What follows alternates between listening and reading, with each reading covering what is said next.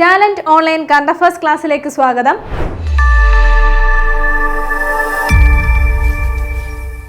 ഇന്ന് നമ്മൾ ചർച്ച ചെയ്യുന്നത് നവംബർ 24, 25 തീയതികളിലെ ആനുകാലിക വിഷയങ്ങളാണ്. വരൂ ക്ലാസ്സിലേക്ക് കിടക്കാം.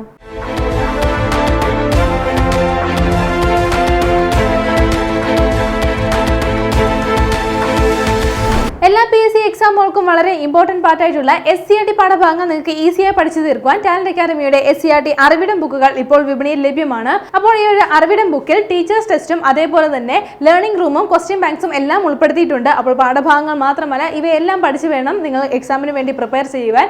ഈ ബുക്കുകൾ സ്വന്തമാക്കാൻ ടാലന്റിന്റെ ഒഫീഷ്യൽ വെബ്സൈറ്റ് വഴിയോ അല്ലെങ്കിൽ ആമസോൺ, ഫ്ലിപ്കാർട്ട് വഴിയോ നിങ്ങൾക്ക് പർച്ചേസ് ചെയ്യാവുന്നതാണ്. അല്ലെങ്കിൽ നിങ്ങളുടെ അടുത്തുള്ള ബുക്ക് സ്റ്റോളുകൾ വഴിയോ ഈ ബുക്ക് നിങ്ങൾക്ക് പർച്ചേസ് ചെയ്യാവുന്നതാണ്. ഇനി വളരെ എളുപ്പത്തിൽ ഈ ഒരു ബുക്ക് നിങ്ങൾക്ക് സ്വന്തമാക്കാൻ താഴെ തന്നിരിക്കുന്ന ഗൂഗിൾ ഫോം ഫില്ല് ചെയ്യുക. ഉടൻ തന്നെ വരുന്ന ബെബ്കോ LDC എക്സാമിന് വേണ്ടി പ്രിപ്പയർ ചെയ്യുന്നവർക്കായി ടാലന്റിന്റെ ഓൺലൈൻ ഓഫ്ലൈൻ ബാച്ചുകൾ ആരംഭിച്ചിട്ടുണ്ട്. അപ്പോൾ വളരെ എളുപ്പത്തിൽ നിങ്ങൾക്ക് ഈ ഒരു എക്സാം നേടിയെടുക്കുന്ന തരത്തിലുള്ള ക്ലാസ്സുകളാണ് ഇതിലൂടെ നിങ്ങൾക്ക് ലഭ്യമാവുന്നത്. ക്ലാസ്സുകളുമായി ബന്ധപ്പെട്ട കൂടുതൽ വിവരങ്ങൾക്ക് സ്ക്രീനിൽ കാണുന്ന നമ്പറുമായി ബന്ധപ്പെടുക. PSC എക്സാമുകളിലെ ഏറ്റവും ഇമ്പോർട്ടന്റ് പാർട്ടായിട്ടുള്ള ആനുകാലികത്തിൽ നിങ്ങൾക്ക് ഫുൾ മാർക്ക് നേടുവാൻ നമ്മുടെ ഡെയിലി കറന്റ് അഫയേഴ്സ് ക്ലാസ്സുകളൊക്കെ ബേസ് ചെയ്തുകൊണ്ടുള്ള കറന്റ് അഫയേഴ്സ് ബുക്ക് ഇപ്പോൾ വിപണിയിൽ ലഭ്യമാണ്. അപ്പോൾ ഈ ഒരു ബുക്ക് 10th ലെവലായാലും +2 ലെവലായാലും ഡിഗ്രി ലെവൽ എക്സാമുകൾക്കൊക്കെ വളരെ ഇമ്പോർട്ടന്റ് ആണ്. അപ്പോൾ ഈ ഒരു സ്പെഷ്യൽ എഡിഷൻ ബുക്ക് ഉടൻ തന്നെ സ്വന്തമാക്കൂ. ഇനി നമ്മൾ ആദ്യം ചർച്ച ചെയ്യുന്ന പോയിന്റ് ഇതാണ്. Shevathi museum and Indological research institute Gyan Bharatam മിഷന്റെ അംഗീകാരം ലഭിച്ചിരിക്കുകയാണ്. അപ്പോൾ ഈ ഒരു ഇൻസ്റ്റിറ്റ്യൂട്ടിന് എന്താണ് ജ്ഞാനഭാരതം മിഷന്റെ അംഗീകാരം ലഭിച്ചിരിക്കുകയാണ്. ഏത് മ്യൂസിയത്തിനാണ് എന്നുള്ള കാര്യം ഓർത്തു വെക്കുക. Shevathi museum and Indological research institute ആണ്. അപ്പോൾ ഇത് സ്ഥിതി ചെയ്യുന്നത് കോട്ടയം ജില്ലയിലാണ്. കോട്ടയം ജില്ലയിലെ കുമാരനെല്ലൂർ ദേവി ക്ഷേത്രാങ്കണത്തിലാണ് ഈ ഒരു മ്യൂസിയം സ്ഥിതി ചെയ്യുന്നത്. അപ്പോൾ ഈ ഒരു ഇൻസ്റ്റിറ്റ്യൂട്ടിനാണ് അല്ലെങ്കിൽ ഈ ഒരു മ്യൂസിയത്തിനാണ് ഈ ഒരു അംഗീകാരം ലഭിച്ചിരിക്കുന്നത്. എന്തിന്റെയാണ്? ജ്ഞാനഭാരതം മിഷന്റെ അംഗീകാരമാണ് ലഭിച്ചിട്ടുള്ളത്. അപ്പോൾ ഈ ഒരു ജ്ഞാനഭാരതം മിഷൻ എന്ന് പറയുന്നത് പൈതൃക സംസ്കാര മൂല്യമുള്ള കയ്യെഴുത്ത് പ്രതികളൊക്കെ എന്താണ് ഡിജിറ്റലൈസ് ചെയ്യുന്നതിനും അതേപോലെ സംരക്ഷിക്കുന്നതിനും വേണ്ടിയിട്ടുള്ള നമ്മുടെ കേന്ദ്ര സർക്കാരിന്റെ ഒരു ഭാഗമായിട്ടുള്ളതാണ് ജ്ഞാനഭാരതം മിഷൻ. അപ്പോൾ ഈ ഒരു മിഷന്റെ അംഗീകാരമാണ് ഈ ഒരു മ്യൂസിയത്തിന് ലഭിച്ചിരിക്കുന്നത്. അപ്പോൾ എവിടെയാണ് ഈ ഒരു മ്യൂസിയം സ്ഥിതി ചെയ്യുന്നതെന്ന് ഓർത്തു വെക്കുക. നമ്മുടെ കേരളത്തിലാണ്. കേരളത്തിലെ കോട്ടയം ജില്ലയിലാണ്. കുമാരനെല്ലൂർ ദേവി ക്ഷേത്രത്തിനടുത്തായിട്ടാണ് ഈ ഒരു മ്യൂസിയം സ്ഥിതി ചെയ്യുന്നത്. അടുത്തത് നമ്മൾ നോക്കുന്നത് കുറച്ച് ദിവസങ്ങളായി നമ്മൾ പത്രത്തിൽ കണ്ടുവന്ന ഒരു ന്യൂസ് ആണ്. അപ്പോൾ ഓർത്ത് വെക്കാൻ നമുക്ക് തൊഴിൽ നിയമങ്ങളിൽ പരിഷ്കാരങ്ങൾ നടപ്പിലാക്കി കേന്ദ്ര സർക്കാർ. അപ്പോൾ നമ്മുടെ തൊഴിൽ നിയമങ്ങളിലൊക്കെ എന്താണ് കൂടുതൽ പരിഷ്കാരങ്ങളൊക്കെ വന്നിട്ടുള്ളതാണ്.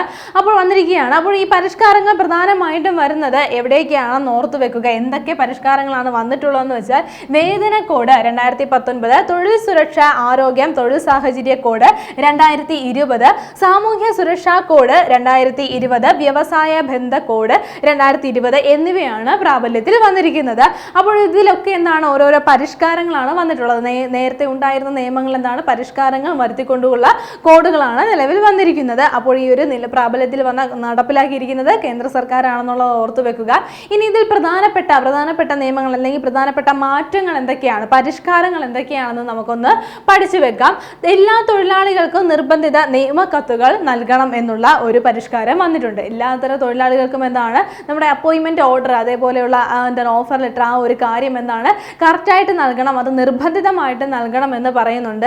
ഇനി 2020 സാമൂഹ്യ സുരക്ഷാ കോഡ് പ്രകാരം ഗിഗ് തൊഴിലാളികൾ ഉൾപ്പെടെ എല്ലാ തൊഴിലാളികൾക്കും സാമൂഹ്യ സുരക്ഷാ പരിരക്ഷ ലഭിക്കും എന്നുള്ള കാര്യം പറയുന്നുണ്ട്. അപ്പോൾ എന്താണ് അത് ഏത് നിയമപ്രകാരം അല്ലെങ്കിൽ ഏത് കോഡ് പ്രകാരമാണെന്ന് ഓർത്ത് വെക്കുക. 2020 സാമൂഹ്യ സുരക്ഷാ കോഡ് പ്രകാരമാണ്. എന്താണ് ഗിഗ് തൊഴിലാളികൾ ഉൾപ്പെടെയുള്ളവർക്ക് എല്ലാ തൊഴിലാളികൾക്കും എന്താ ഈ ഒരു സാമൂഹ്യ സുരക്ഷാ പരിരക്ഷ ലഭിക്കണം എന്നുള്ള കാര്യം പറയുന്നുണ്ട്. ഇനി 2019 വേതന കോഡ് പ്രകാരം എല്ലാ തൊഴിലാളികൾക്കും നിയമപരമായ മിനിമം വേതനം ലഭിക്കണം. എന്താണ് എല്ലാവർക്കും എന്താണ് ഒരു മിനിമം വേതനം ഉണ്ടായിരിക്കണം, അത് കണക്കാക്കിയിരിക്കണം, അത് നൽകുകയും വേണമെന്ന് പറയുന്നുണ്ട്. അത് ഏത് പ്രകാരമാണ്? 2019 വേതന കോഡ് പ്രകാരമാണ് എന്നുള്ള കാര്യം നോട്ട് ചെയ്യുക. അതുപോലെ 40 വയസ്സിന് മുകളിലുള്ള എല്ലാ തൊഴിലാളികൾക്കും തൊഴിലുടമ സൗജന്യ വാർഷിക ആരോഗ്യ പരിശോധന നൽകണമെന്ന് പറയുന്നുണ്ട്. അപ്പോൾ 40 വയസ്സിന് മുകളിലുള്ളവരാണെങ്കിൽ അവർക്ക് എന്തെങ്കിലും ആരോഗ്യ പ്രശ്നമുണ്ടോ എന്നുള്ള കാര്യങ്ങൾ എന്താണ് തുടർച്ചയായി തന്നെ അല്ലെങ്കിൽ എല്ലാ വർഷവും എന്താണ് ആ ഒരു വാർഷികമായിട്ട് എല്ലാ വർഷവും ആ ഒരു ആരോഗ്യ പരിശോധന നടത്തണം. എല്ലാ കാര്യങ്ങളും എന്താ ഉറപ്പുവരുത്തണം, ആരോഗ്യമുണ്ട് എന്നുള്ള കാര്യം ഉറപ്പുവരുത്തണം എന്ന് പറയുന്നുണ്ട്. തൊഴിലുടമകൾ സമയബന്ധിതമായി കൂലി നൽകണം. കറക്റ്റ് സമയത്ത് തന്നെ നിശ്ചയിച്ചിരിക്കുന്നത് ഏത് ഡേറ്റ് ആണോ ആ ഡേറ്റിൽ തന്നെ എന്താണ് കൂലി നിർബന്ധമായി നൽകണം എന്ന് പറയുന്നുണ്ട്. തൊഴിലുടമകൾ സമയബന്ധിതമായിട്ട് തന്നെ ഈ ഒരു കൂലി നൽകേണ്ടതുണ്ട്. എല്ലാ തൊഴിലിടങ്ങളിലും എല്ലാ സമയത്തും ജോലി ചെയ്യാൻ അനുവാദം അനുവാദമുണ്ട് അല്ലേ. അതായത് സ്ത്രീകൾക്കൊക്കെ ചില കാര്യങ്ങൾ കൊണ്ട് ചില സമയങ്ങളിൽ ചില ഇടങ്ങളിലൊക്കെ തൊഴിൽ ചെയ്യാൻ പാടില്ലാത്ത നിയമങ്ങളായിരുന്നു നേരത്തെ ഉണ്ടായിരുന്നത്. അതായത് അവിടെ പരിധി ഉണ്ടായിരുന്നു. ഇനി അങ്ങനെയല്ല, സ്ത്രീകൾക്കും ആ ഒരു സ്ഥലങ്ങളിൽ ജോലി കൊടുക്കണം, അല്ലെങ്കിൽ നേരത്തെ ഉണ്ടായിരുന്ന ആ ഒരു പരിമിതിക്കപ്പുറം സ്ത്രീകൾക്കും ആ ഒരു മേഖലകളിലൊക്കെ ജോലി നൽകണം. പക്ഷെ അവിടെ ഒരു കാര്യമുണ്ട്, അവർക്കുള്ള ആ ഒരു സുരക്ഷിതത്വം ഉറപ്പാക്കി വേണം ആ ഒരു ജോലി നൽകാൻ. ആ ഒരു സുരക്ഷിതത്വം ഉറപ്പാക്കിയിരിക്കണം. രാത്രികാലങ്ങളുള്ള ജോലി ആയിക്കോട്ടെ, അല്ലെങ്കിൽ വേറെ ഏതെങ്കിലും അപകടകരമായിട്ടുള്ള രീതിയിലുള്ള ജോലികളാണെങ്കിൽ പോലും സ്ത്രീകളെ ഒഴിവാക്കി നിരുന്ന ആ ഒരു ഭാഗത്തിൽ ഇപ്പോഴെന്താണ് സ്ത്രീകൾക്കും കൂടി ജോലി നൽകണമെന്ന് പറയുന്നുണ്ട്. മാത്രമല്ല അവിടെയുള്ള സ്ത്രീ സുരക്ഷ ഉറപ്പ് വരുത്തിയിരിക്കണം എന്നും പറയുന്നുണ്ട്. അതാണ് എല്ലാ തൊഴിലിടങ്ങളിലും എല്ലാ സമയത്തും ജോലി ചെയ്യാൻ അനുവാദമുണ്ട്, എല്ലാവർക്കും അനുവാദമുണ്ട്. ആ ഒരു സുരക്ഷ ഉറപ്പാക്കണം എന്നുള്ള കാര്യം പറയുന്നുണ്ട്. ഇത്തരത്തിലുള്ള പല തീരുമാനങ്ങളാണ് അല്ലെങ്കിൽ പല മാറ്റങ്ങളാണ് ഈ ഒരു കോഡിലൂടെ അല്ലെങ്കിൽ ഈ ഒരു പരിഷ്കാരങ്ങളിലൂടെ വന്നിട്ടുള്ളത്. അപ്പോൾ കേന്ദ്ര സർക്കാരാണ് കൊണ്ടുവന്നത് നമ്മൾ പറഞ്ഞു. വേതന കോഡ് 2019, തൊഴിൽ സുരക്ഷ ആരോഗ്യം, തൊഴിൽ സാഹചര്യ കോഡ് 2020, സാമൂഹ്യ സുരക്ഷാ കോഡ് 2020, വ്യവസായ ബന്ധ കോഡ് 2020 എന്നിവയിലൂടെയാണ് ഈ ഒരു മാറ്റങ്ങളെല്ലാം പ്രാബല്യത്തിൽ വരുന്നത്. ഇനി നമ്മൾ നോക്കുന്ന പോയിന്റ് ഇതാണ്. ഇന്ത്യൻ പോസ്റ്റിന്റെ ആദ്യ general Gen Z theme post office അനാച്ഛാദനം ചെയ്യപ്പെട്ടത് എവിടെയെന്നാണ്. അപ്പോൾ നമുക്ക് ഓർത്ത് വെക്കാം, IIT ഡൽഹിയിലാണ്. എവിടെയാണ്? IIT ഡൽഹിയിലാണ് ഇങ്ങനെ ഒരു പോസ്റ്റ് ഓഫീസ് വന്നിരിക്കുന്നത്. എന്താണ് പ്രത്യേകത? ഇതൊരു ജെൻസി തീംഡ് പോസ്റ്റ് ഓഫീസ് ആണ് എന്നുള്ള കാര്യം ഓർത്ത് വെക്കുക. അതായത് പുതിയ തലമുറ, ഈ ഒരു ജെൻസി തലമുറ നമുക്കറിയാമല്ലേ, നമ്മൾ വാർത്തകളിലൊക്കെ കണ്ടുവരുന്നതാണ്. അപ്പോൾ ഇത്തരത്തിൽ ഈ ഒരു ജെൻസി തലമുറ, പുതിയ തലമുറയ്ക്ക് വേണ്ടിയിട്ട് അവരുടെ കാര്യങ്ങളൊക്കെ ഒരു മുൻഗണന നൽകിക്കൊണ്ടുള്ള ഒരു പോസ്റ്റ് ഓഫീസാണ് വന്നിരിക്കുന്നത്. അപ്പോൾ ഇത്തരത്തിൽ ഒരു പരിഷ്കാരം നടത്തിയ പോസ്റ്റ് ഓഫീസ് എവിടെയാണ് ഉദ്ഘാടനം ചെയ്യപ്പെട്ടതെന്ന് ഓർത്തു വെക്കുക. IIT ഡൽഹിയിലാണ് ഈ ഒരു പോസ്റ്റ് ഓഫീസ് ഉദ്ഘാടനം ചെയ്തത്. ഇന്ത്യൻ പോസ്റ്റ് ആണ് ഇത്തരത്തിലൊരു പോസ്റ്റ് ഓഫീസ്, ഇത്തരത്തിൽ ജെൻസി തീംഡ് ആയിട്ടുള്ള ഒരു പോസ്റ്റ് ഓഫീസ് പൂർത്തീകരിച്ചത്. അടുത്ത നമ്മൾ നോക്കുന്ന പോയിന്റ് ഇതാണ്. രണ്ടാം ലോക മഹായുദ്ധത്തിന്റെ 80ാം വാർഷികത്തിന്റെ ഭാഗമായി ഫ്രഞ്ച് തപാൽ സർവീസ് ഇറക്കിയ സ്റ്റാമ്പിൽ ഇടം പിടിച്ച ഏക ഇന്ത്യൻ വംശജ ആരെന്നാണ്. അപ്പോൾ ഓർത്തു വെക്കാം, നൂർ ഇനായത് ഖാൻ ആണ്. ആരാണ്? നൂർ ഇനായത് ഖാൻ ആണ് ഈ ഒരു സ്റ്റാമ്പിൽ ഇടം പിടിച്ചിരിക്കുന്നത്.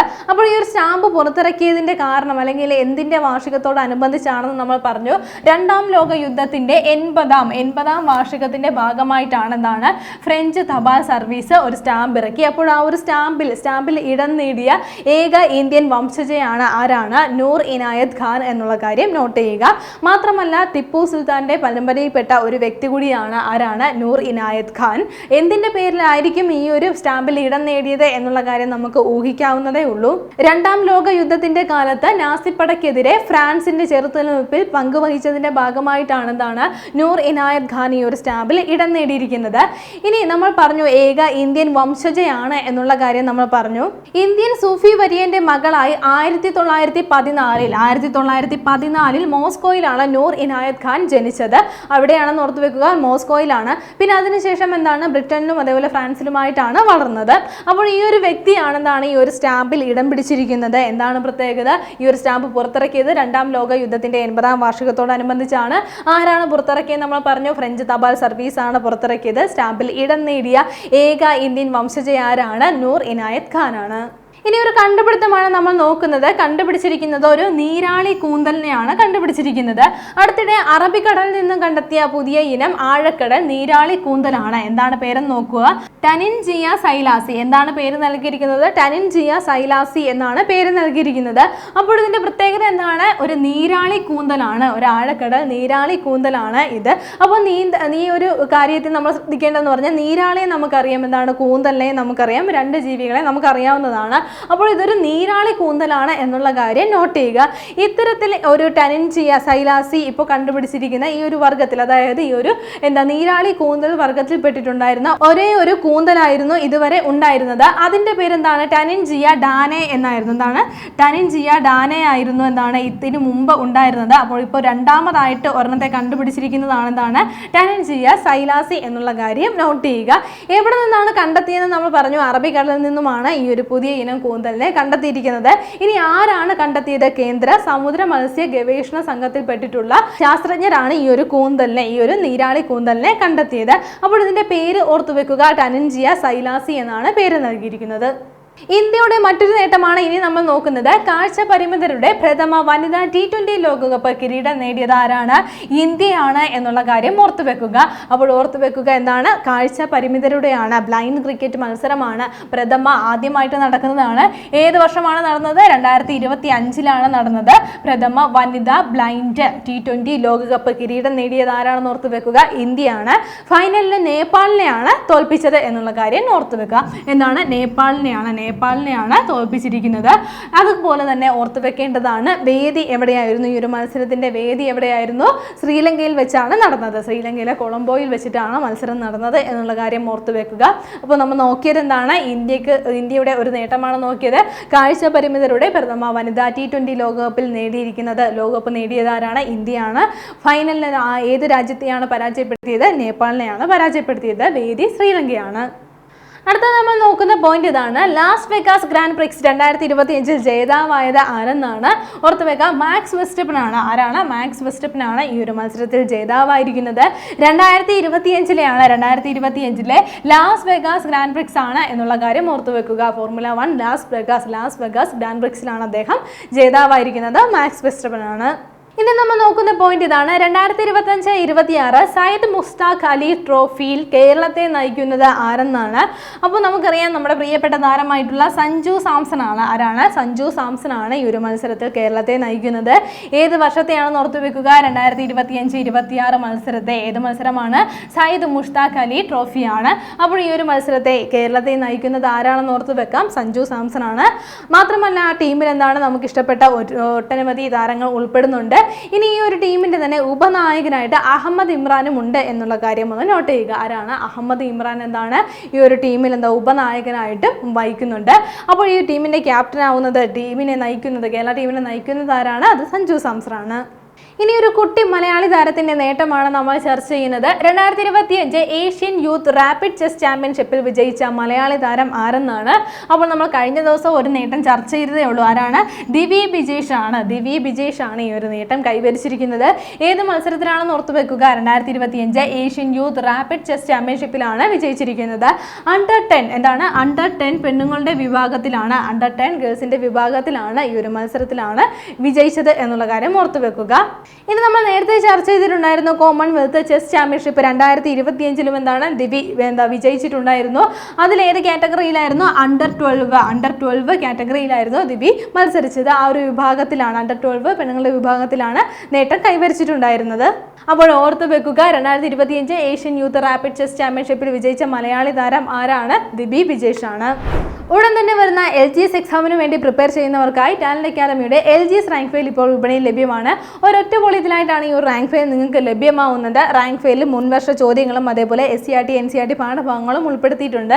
വളരെ ഈസി ആയിട്ട് ഈ ഒരു എക്സാമിന് വേണ്ടി പ്രിപ്പയർ ചെയ്യുവാൻ നിങ്ങൾക്ക് കഴിയുന്ന വിധത്തിലാണ് റാങ്ക് ഫെയിൽ തയ്യാറാക്കിയിട്ടുള്ളത്. ഉടൻ തന്നെ ഈ ഒരു റാങ്ക് ഫെയിൽ വാങ്ങി പഠിച്ചു തുടങ്ങുക. അതുപോലെ തന്നെ ഇനി വരുന്ന 10th ലെവൽ എക്സാമുകൾക്ക് വേണ്ടി പ്രിപ്പയർ ചെയ്യുന്നവർക്കായി ടാലന്റിന്റെ LDC ബുക്ക് ഇപ്പോൾ വിപണിയിൽ ലഭ്യമാണ്. അപ്പോൾ ടാലന്റിന്റെ ഒഫീഷ്യൽ വെബ്സൈറ്റ് വഴിയോ അല്ലെങ്കിൽ ഇ-കോമേഴ്സ് പ്ലാറ്റ്ഫോമുകളായിട്ടുള്ള ആമസോൺ, ഫ്ലിപ്കാർട്ട് വഴിയോ നിങ്ങൾക്ക് ഓർഡർ ചെയ്യാവുന്നതാണ്. ഇനി ഈസി ആയിട്ട് ടാലന്റിന്റെ ഏത് ബുക്കുകളും സ്വന്തമാക്കാൻ താഴെ തന്നിരിക്കുന്ന ഗൂഗിൾ ഫോം ഫില്ല് ചെയ്യുക. ഇന്ന് നമ്മൾ ചർച്ച ചെയ്ത പോയിന്റുകൾ ഒന്നുകൂടി നോക്കാം. ആദ്യം നമ്മൾ ചർച്ച ചെയ്ത പോയിന്റ് ഇതായിരുന്നു. ശേവതി മ്യൂസിയം ആൻഡ് ഇൻഡോളജിക്കൽ റിസർച്ച് ഇൻസ്റ്റിറ്റ്യൂട്ടിന് ജ്ഞാനഭാരതം മിഷന്റെ അംഗീകാരം ലഭിച്ചു എന്നുള്ള കാര്യമായിരുന്നു. ഇനി ഒരു മ്യൂസിയം സ്ഥിതി ചെയ്യുന്നത് എവിടെയാണ്? കോട്ടയം ജില്ലയിലാണ് എന്നുള്ള കാര്യം നോട്ട് ചെയ്യുക.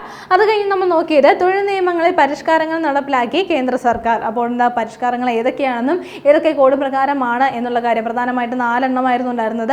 അവയും നമ്മൾ പഠിച്ചു. എന്താണ് പ്രധാന പരിഷ്കാരങ്ങൾ എന്തൊക്കെയാണെന്ന് നമ്മൾ നോക്കിയിട്ടുണ്ടായിരുന്നു. അപ്പോൾ അതെല്ലാം പഠിച്ചു വെക്കുക. ഇമ്പോർട്ടൻ്റ് ആയിട്ടുള്ള പോയിന്റ്സ് മാത്രമാണ് എടുത്ത് നൽകിയിരിക്കുന്നത്.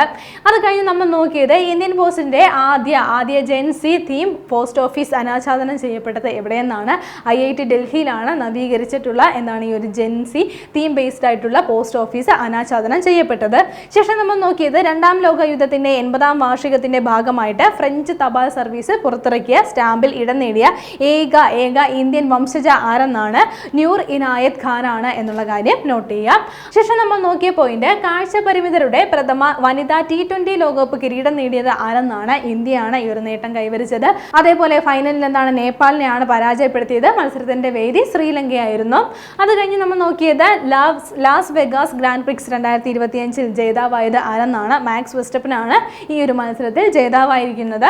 ശേഷം നമ്മൾ നോക്കിയത് 2025-26 സയ്യിദ് മുഷ്താഖ് അലി ട്രോഫിയിൽ കേരളത്തെ നയിക്കുന്നത് ആരെന്നാണ്. നമ്മുടെ പ്രിയപ്പെട്ട താരമായിട്ടുള്ള സഞ്ജു സാംസൺ ആണ് ഈ ഒരു മത്സരത്തിൽ കേരളത്തെ നയിക്കുന്നത്. അത് കഴിഞ്ഞ് നമ്മൾ നോക്കിയ മത്സരം ഇതായിരുന്നു. 2025 ഏഷ്യൻ യൂത്ത് റാപ്പിഡ് ചെസ് ചാമ്പ്യൻഷിപ്പിൽ വിജയിച്ച മലയാളി താരം ആരെന്നാണ്. ദിവി ബിജേഷ് ആണ് വിജയിച്ചിരിക്കുന്നത്. അണ്ടർ 10 കാറ്റഗറി പെണ്ണുങ്ങളുടെ കാറ്റഗറിയിലാണ് വിജയിച്ചതെന്നുള്ള കാര്യം നോട്ട് ചെയ്യുക. കഴിഞ്ഞ ക്ലാസ്സുമായി ബന്ധപ്പെട്ട 2 ചോദ്യങ്ങൾ നൽകുകയാണ്. ശരിയുത്തരങ്ങൾ താഴെ കമന്റ് ചെയ്യുക. ആദ്യത്തെ ചോദ്യം ഇതാണ്. 2025 ഏഷ്യൻ സീഡ് കോൺഗ്രസ് വേദി എവിടെയെന്നാണ്. Option A Delhi, option B Pune, option C Chennai, option D Mumbai. അടുത്ത ചോദ്യം ഇതാണ്. 2025 നവംബറിൽ പുറത്തുവിട്ട ഫിഫ പുരുഷ റാങ്കിങ്ങിൽ ഇന്ത്യയുടെ സ്ഥാനം എത്രയെന്നാണ്. Option A 142, option B 140, option C 136, option D 172. ശരിയുത്തരങ്ങൾ താഴെ കമന്റ് ചെയ്യുക. കഴിഞ്ഞ ക്ലാസ്സിൽ നൽകിയിരുന്ന ചോദ്യങ്ങളുടെ ഉത്തരങ്ങൾ ചർച്ച ചെയ്യാം. ആദ്യത്തെ ചോദ്യം ഇതായിരുന്നു. 2025 നവംബറിൽ സെബിയുടെ മുഴുവൻ സമയ അംഗമായി നിയമിതനായത് ആരെന്നായിരുന്നു ചോദ്യം. ഓപ്ഷൻ സി ആണ് ശരിയുത്തരം. സന്ദീപ് പ്രധാൻ ആണ് ഈ ഒരു പോസ്റ്റിലേക്ക് നിയമിതനായിട്ടുള്ളത്. രണ്ടാമത്തെ ചോദ്യം ഇതായിരുന്നു. ഇന്ത്യയിൽ ജനിച്ച ഇന്ത്യയിൽ കുഞ്ഞുങ്ങൾക്ക് ജന്മം നൽകിയ ആദ്യ ചീറ്റ ഏതെന്നാണ്. ശരിയുത്തരം ഏതാണ്. ഓപ്ഷൻ ബി ആണ്. മുഖി എന്നുള്ള ചീറ്റയാണ് 5 കുഞ്ഞുങ്ങൾക്ക് കുനോ നാഷണൽ പാർക്കിൽ ജന്മം നൽകിയത്. ഇന്ന് നമ്മൾ ചർച്ച ചെയ്ത പോയിന്റുകൾ എല്ലാവർക്കും മനസ്സിലായി കാണുമെന്ന് വിശ്വസിക്കുന്നു. നന്നായി പഠിക്കുക, നന്നായി മുന്നേറുക. മറ്റൊരു ക്ലാസ്സുമായി വീണ്ടും കാണാം.